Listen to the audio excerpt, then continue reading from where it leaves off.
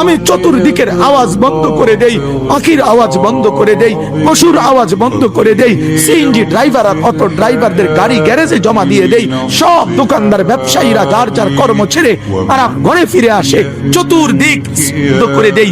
আল্লাহ বলেন তুমি ঘুমাবা বলে, তুমি ঘুমাবা বলে, তুমি ঘুমাবা বলে তোমার জন্য আমি দু চোখে ঘুম পাড়িয়ে দেই। তোমারে আমি মাথা ব্যথা দেই নাই, তোমারে আমি জ্বর দেই নাই, শক্তি দেই নাই।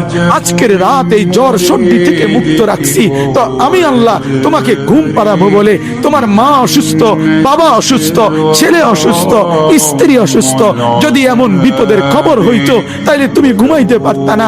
যদি তোমার পায়ে ব্যথা হইতো, আমি 2 মাস বহু রাতকে রাত আরামসে ঘুমাইতে পারি নাই, আমার পা ভেঙে গেছিল, তুমি রাতকে রাত অঝরে কাঁদতাম, আল্লাহ তুমি আমারে শিফা করে দাও, সুস্থ করে দাও। তাহলে আমার বন্ধু আল্লাহ বলে বান্দা তুমি ঘুমাবার জন্য আমি রাত বানালাম, আওয়াজ স্তব্ধ করলাম, দু চোখে ঘুম পাড়িয়ে দিলাম।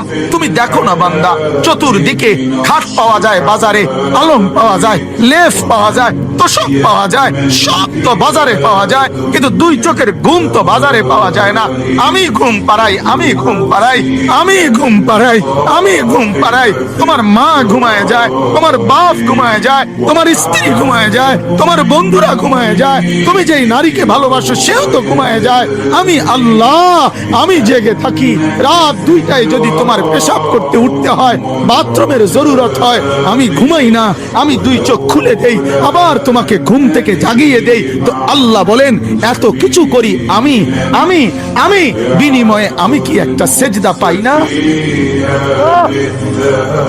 এই নাফরমান সন্তান, এই মুসলমানের ছেলেরা যারা ঢুকছো এখন, বলো তুমি মুসলমানের বাচ্চা কিনা?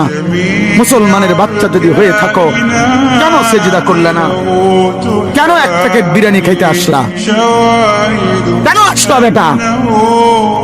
লজ্জা লাগলো না বেটা? এই বেটারা কেন ঢুকলি বেটা?